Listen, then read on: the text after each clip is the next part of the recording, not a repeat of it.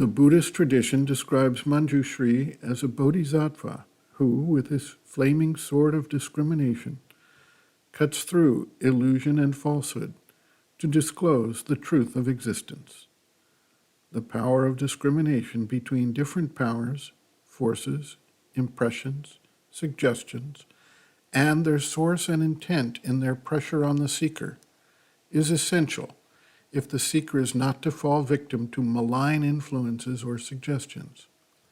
It is also important to disentangle the effects of the different elements of the being on the resultant thought process and actions of the seeker. Otherwise, how does one begin to tackle movements within oneself that need to be changed or eliminated for the spiritual process to succeed?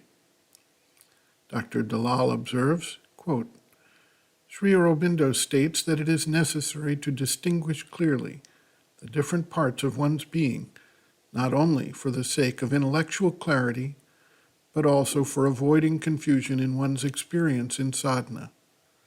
Thus, for example, with regard to the distinction between the individual self, Jivatman, which constitutes a single center of the multiple divine, and the all-embracing divine itself, Sri Aurobindo remarks, quote, It is important to remember the distinction, for otherwise, if there is the least vital egoism, one may begin to think of oneself as an avatar.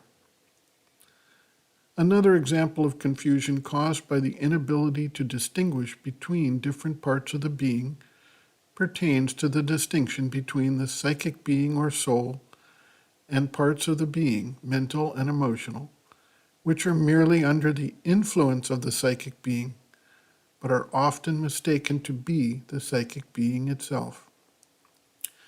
Regarding the importance of such a discrimination, Sri Aurobindo writes, quote, There is the true psychic, which is always good, and there is the psychic opening to mental, vital, and other worlds, which contain all kinds of things, good, bad, and indifferent, true, false, and half-true, thought suggestions which are of all kinds, and messages also which are of all kinds. What is needed is not to give yourself impartially to all of them, but to develop both a sufficient knowledge and experience and a sufficient discrimination to be able to keep your balance and eliminate falsehood, half-truths, and mixtures.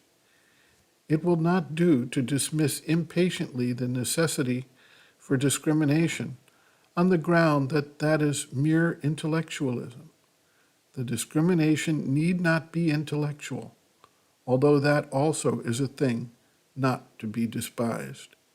End quote. Thus, even a purely intellectual discrimination, not yet founded on experience, is valuable and a thing not to be despised. End quote. Reference, Sri Aurobindo and the Mother, Our Many Selves, Practical Yogic Psychology, Preface, pages Roman 12 to 13.